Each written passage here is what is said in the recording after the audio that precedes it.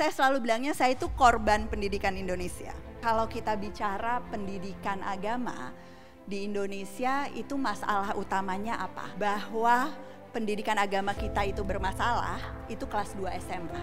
Proses belajar pendidikan agama adalah salah satu proses belajar yang paling pasif.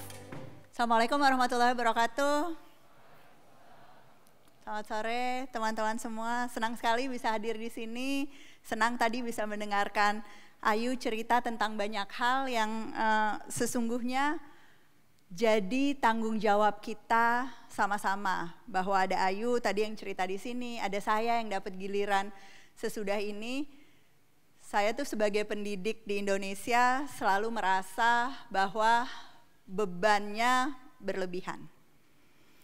Terlalu banyak hal yang sesungguhnya diserahkan kepada para pendidik di negeri ini, padahal sesungguhnya selama puluhan tahun sudah terbukti bahwa pendidikan dan semua masalah yang ada di dalamnya, termasuk isu radikalisme, bagaimana kemudian kita meningkatkan kebinekaan dan sebagainya, itu tidak akan pernah bisa selesai hanya oleh orang-orang pendidikan.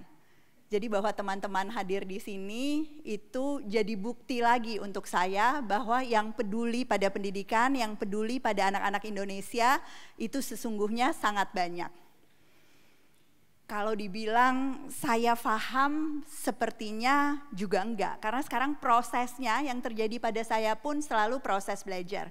Mungkin perbedaan utama saya dengan Bapak dan Ibu, adik-adik yang ada di sini adalah saya tuh salah satu orang yang mungkin paling curious, paling pengen tahu dan pengen belajar tentang pendidikan sejak awal. Kenapa? Karena saya selalu bilangnya saya itu korban pendidikan Indonesia. Saya adalah orang yang gak pernah sama sekali sekolah ke luar negeri, short course pun tidak pernah. Saya mengalami proses pendidikan hampir semuanya di sekolah negeri. Pernah 3 tahun di madrasah, tapi sebelumnya saya di SDN 01 Malombasang di Makassar. Kemudian Madrasah Ibtidaiyah, sempat di Madrasah Pembangunan sama-sama punyanya UIN, sama-sama teman-teman PPIM yang ada di sini. Kemudian Madrasah Ibtidaiyah Nurul Hidayah, terus SMP Negeri 212, SMA Negeri 28, kuliah negeri.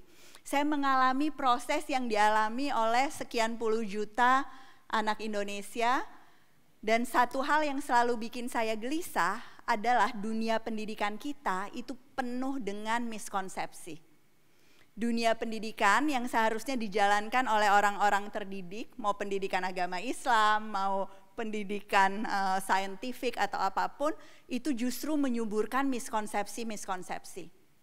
Saya punya pengalaman kerja dengan hampir semua pemangku kepentingan pendidikan di Indonesia. Karena sejak awal pada saat memilih jadi pendidik, saya tahu mengupayakan perubahan pendidikan itu tidak bisa hanya mengharapkan perubahan di satu pemangku kepentingan. Kita perlu kerja sama anak-anaknya langsung. Di Cikal saya punya pengalaman, murid kami yang termuda umurnya 6 bulan, sampai kemudian di kampus guru, ada guru-guru yang sudah menjelang pensiun pun itu tetap jadi murid di organisasinya. Saya kerja bersama teman-teman di Pusat Studi Pendidikan dan Kebijakan, melakukan proses penelitian berkait kebijakan, advokasi policy, dan juga membantu delivery baik di kementerian dan lembaga maupun di pemerintah-pemerintah daerah. Punya pengalaman kerja dengan organisasi yang saya inisiasi, Keluarga Kita namanya, yang melakukan pendidikan keluarga. Sekarang ada di 150 kota di seluruh Indonesia dan dijalankan oleh relawan-relawan. Lagi ada proyek yang jalan sama Ayu, Indika Foundation, yang sebetulnya ingin melakukan upaya penanggulangan radikalisme lewat pendekatan pendidikan keluarga melalui relawan-relawan Keluarga Kita di berbagai kota. Nah, pengalaman-pengalaman di organisasi-organisasi yang saya inisiasi ini membuat saya jadi punya pemahaman yang agak lebih utuh tentang sesungguhnya kalau kita bicara pendidikan agama di Indonesia itu masalah utamanya apa?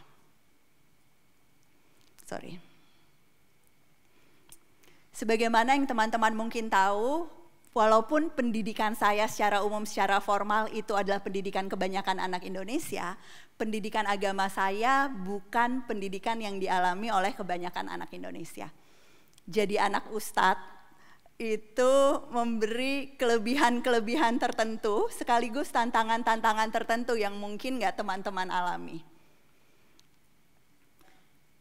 Pertama kalinya saya sadar bahwa pendidikan agama kita itu bermasalah, itu kelas 2 SMA. Karena sebelumnya terus terang guru agama saya tuh bukan guru yang terpenting dalam hidup saya. Karena selalu kalau nanya agama bisa nanya ke Abi. Selalu kalau ada yang salah itu bisa dibenarkan oleh apa yang sudah saya dapat sebelumnya di rumah. Tapi di kelas 2 SMA itu yang saya alami adalah pendidikan agama yang salah kaprah pada saat saya mau mencalonkan diri jadi ketua OSIS dan dilarang jadi ketua, dicurangin sama seluruh komponen yang ada di sekolah, dikalahkan dalam sebuah pemilihan karena mereka percaya bahwa untuk jadi ketua OSIS itu nggak boleh perempuan. Cuma boleh laki-laki. Saya tumbuh di keluarga di mana perempuan itu multi peran dan betul-betul ditempatkan di kedudukan yang sangat terhormat. Kami bersaudara berlima, saya anak paling besar, saudara saya 4 perempuan.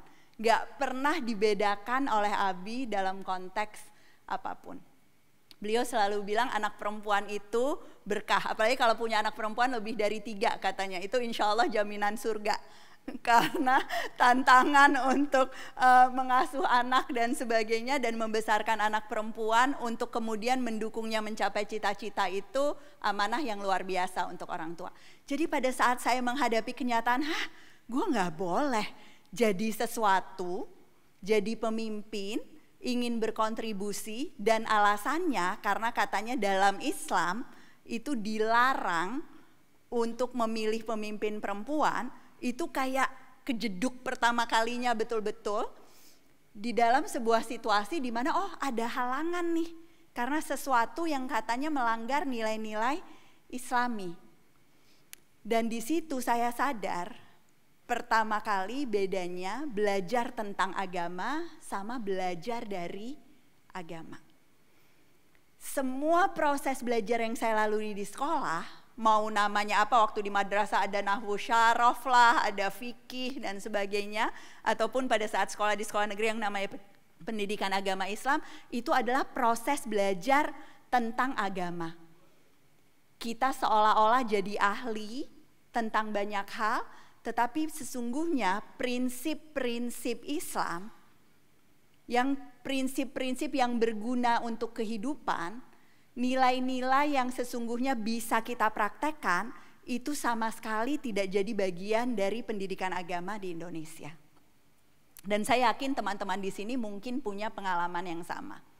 Kenapa? Karena esensi dasar bahwa tarbiyah di Islam itu artinya transformasi, itu pun konsep ini pun tidak difahami oleh sebagian besar pendidik kita. Pendidikan yang berhasil dalam Islam itu selalu pendidikan yang pada akhirnya bukan hanya sekedar muncul sebagai prestasi di kertas ujian, tetapi muncul dalam bentuk aksi nyata, dalam bentuk kompetensi yang betul-betul bisa dipraktekkan dalam kehidupan sehari-hari. Tetapi saya ketemu puluhan ribu guru dari ratusan daerah, gak ada yang punya kesadaran bahwa akuntabilitas utamanya sebagai guru sesungguhnya adalah menciptakan kompetensi ini pada anak muridnya. Sebagian besar berpikir bahwa akuntabilitas utamanya pada Kementerian Agama ya, atau Kementerian Pendidikan dan Kebudayaan. Saya sudah menjalankan tugas saya sebagai guru secara administrasi. KKM sudah tercapai, nilai rata-rata di raport jumlahnya segini. Nggak ada yang peduli bahwa sesungguhnya indikator utama keberhasilan pendidikan kita adalah apa yang terjadi di masyarakat. Dan percakapan tentang kegawat daruratan pendidikan Indonesia yang gagal melakukan tarbiyah secara sistemik, yang gagal mentransformasi perilaku anak-anak kita, itu percakapan yang seringkali membuat orang-orang gemeteran. Gawat darurat ya Mbak Ella? Ini yang ingin saya sampaikan hari ini dan jadi kesepakatan kita sama-sama. Capek Bapak dan Ibu jadi pendidik yang teriak-teriak tentang gawat darurat pendidikan, dan setiap kali ketemu dengan siapapun pemangku kepentingan, jawabannya seolah-olah kebakarannya di mana sih? Seolah-olah masalah kita ini adalah masalah yang masih bisa menunggu untuk diselesaikan. Padahal nyata-nyata saat kita sedang tertawa dan bercerita di sini, ada 83 juta anak Indonesia yang ada di dalam sekolah dan di ruang kelas kita setiap hari, dan gak bisa menunggu besok atau lusa untuk kemudian menantikan perubahan dan tanggung jawab kita semua untuk membuat pendidikan itu jadi jembatan masa depan. Di Indonesia, pendidikan yang gagal mentransformasi ini jadi jembatan kertas. Seolah-olah ijazah jadi janji untuk dapat kerja. Seolah-olah nilai yang tinggi jadi tanda kompetensi, yang semuanya sesungguhnya proksi-proksi yang palsu. Proksi-proksi yang gagal mengantarkan anak-anak kita mencapai ini. Dan sedihnya, salah satu tanda kegawat daruratan yang utama itu adanya di pendidikan agama. Saya orang yang sangat percaya bahwa pendidikan agama, dalam konteks saya sebagai muslim, pendidikan Islam yang utuh, itu adalah formula utama untuk melawan radikalisme. Jadi saya setuju pendidikan agama yang lebih banyak, pendidikan agama yang lebih baik, dan tentunya lebih utuh untuk anak-anak kita. Karena kalau kita paham esensi pendidikan agama yang ideal menurut Islam, pada saat itu sesungguhnya itu sesuatu yang sama sekali tidak perlu dipertentangkan dengan ide-ide tentang keragaman dan kebinekaan. Masalahnya adalah sekarang miskonsepsi tentang proses pendidikan yang ideal itu masih terjadi di pendidikan agama kita. Ini yang saya temui setiap hari di semua organisasi. Proses belajar pendidikan agama adalah salah satu proses belajar yang paling pasif. Anda bisa keliling ke semua sekolah internasional pun yang katanya udah inquiry based, active learning dan sebagainya. Di hampir semua sekolah itu, prinsip itu berlaku kecuali untuk kelas agamanya. Mau cari guru-guru yang terbaik yang mengajarkan proses berpikir kritis, yang mengajarkan discovery learning, itu mudah di sekolah-sekolah yang berkualitas di kota-kota besar, Jakarta ataupun daerah-daerah lain di Indonesia. Tapi kalau ketemu guru agamanya, itu adalah guru yang kembali lagi ke pendekatan-pendekatan belajar pasif, tidak banyak memberikan kesempatan murid-muridnya bertanya, dan semua proses belajarnya adalah proses belajar yang satu arah. Terlepas bahwa prinsip-prinsip belajar aktif itu di-encourage, ditumbuhkan di pelajaran-pelajaran lainnya. Seolah-olah Anda berada di sebuah ekosistem yang sangat berbeda. Padahal baru 1 jam sebelumnya, mereka mempertanyakan banyak hal, begitu masuk kelas agama, si anak-anak super kritis yang sesungguhnya super kreatif ini kemudian kembali lagi pada dogma-dogma yang harus dipercaya begitu saja. Dalam Islam, Nabi Ibrahim dalam semua agama, bapaknya semua agama, itu adalah contoh yang paling nyata tentang proses belajar, itu adalah proses yang sesungguhnya penuh tanya. Bertanya, saya diajarkan oleh Abi sejak kecil, itu bagian paling penting dari iman. Berapa banyak dari Anda yang diajarkan itu? Bertanya itu bagian dari iman, bukan kebersihan sebagian dari iman ya. Yang hadisnya pun itu dhaif sebetulnya, gitu ya. Itu kita diajarkan ratusan kali dari kecil sampai sekarang oleh segala macam ustadz.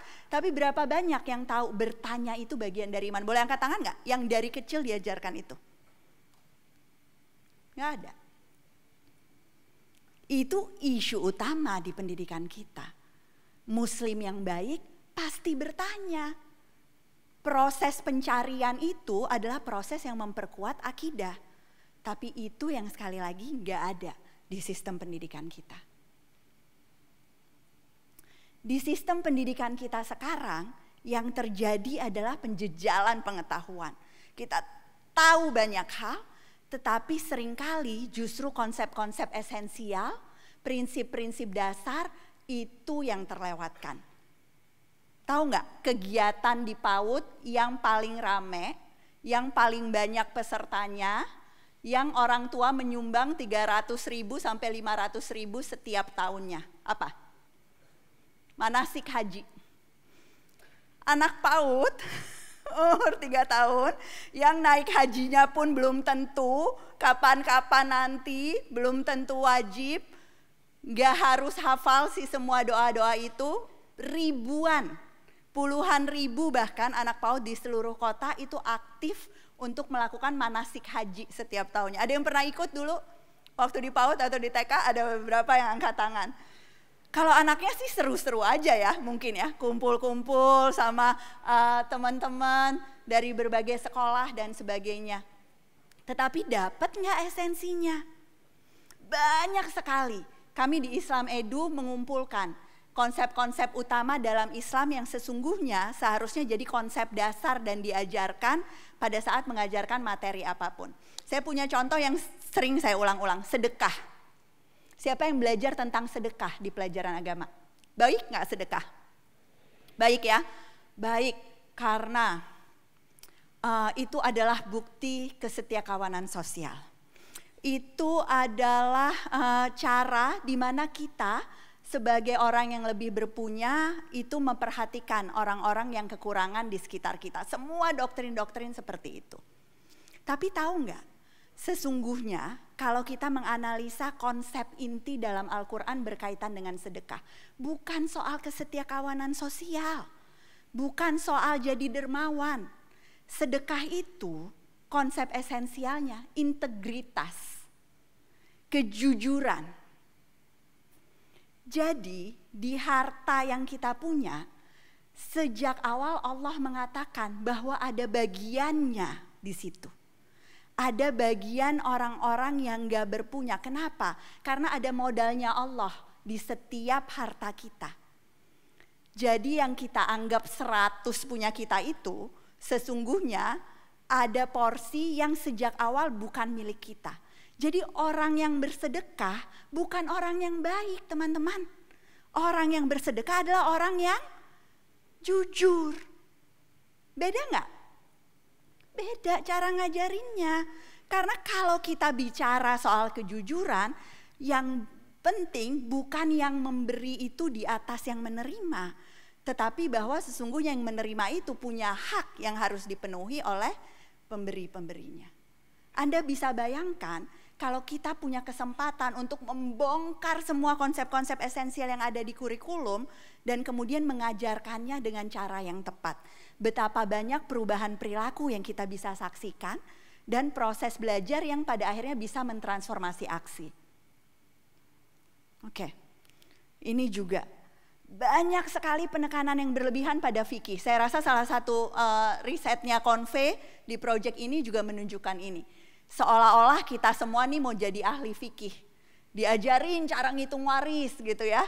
Diajarin cara untuk kemudian menetapkan hukum-hukum tertentu yang sesungguhnya tidak harus jadi kompetensi semua dari kita. Ayah saya aja selalu gak berani kalau ada yang konsultasi soal fikih atau hukum waris. Saya bukan ahlinya, itu yang selalu dikatakan. Tapi kalau lihat materi-materi pelajaran SMA, isinya seolah-olah semua umat muslim di Indonesia harus siap memberikan fatwa pada saat ditanya.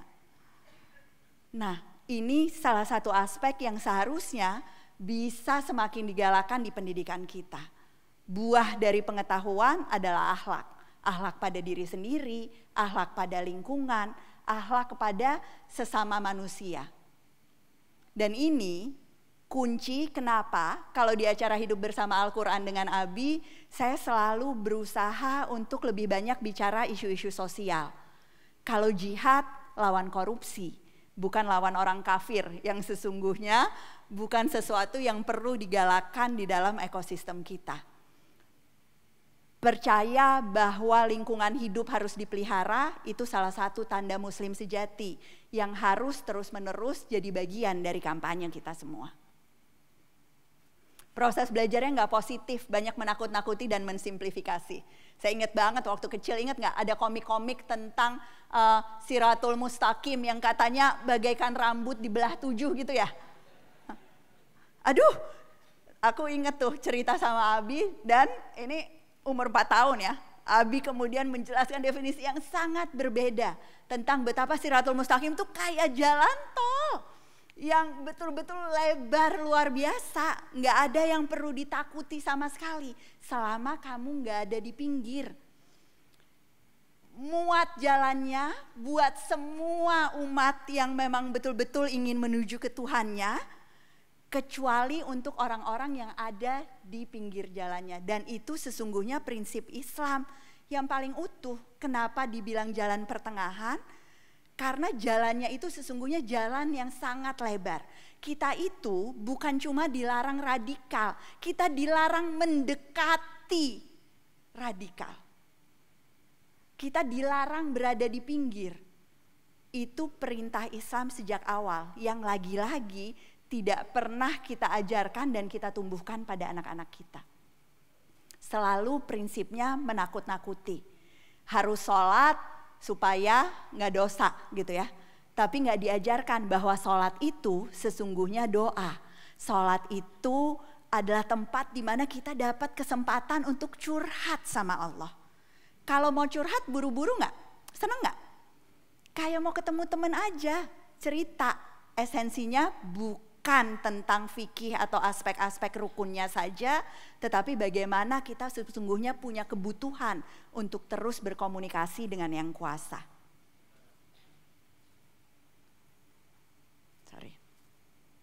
Yang terakhir, soal relevansi. Banyak sekali pengalaman-pengalaman kita belajar tentang agama yang sesungguhnya pengalaman-pengalaman belajar yang buat murid dari kecil sampai besar gak ada kaitannya sama hidup gue. Ini yang harus kita ubah. Belajar agama seharusnya relevan. Belajar agama seharusnya berguna buat kehidupan. Semua pelajaran sejarah kita, sejarah tentang keislaman, sejarah tentang kebudayaan adalah struktur yang seharusnya membantu kita untuk melihat kaitan dengan apa yang terjadi di masa lalu ataupun di masa kini dan kegunaannya untuk murid-murid kita di masa depan. Banyak PR kita teman-teman, tapi saya selalu yakin kesempatan kita untuk belajar bersama-sama anak, kesempatan kita untuk berkontribusi ke pendidikan itu tanggung jawab yang sangat besar. Semua murid, semua guru. Kita semua bertanggung jawab terhadap pendidikan anak-anak kita. Mudah-mudahan hari ini saya dapat banyak teman perjalanan untuk melawan miskonsepsi-miskonsepsi di pendidikan agama Islam. Terima kasih. Assalamualaikum warahmatullahi wabarakatuh.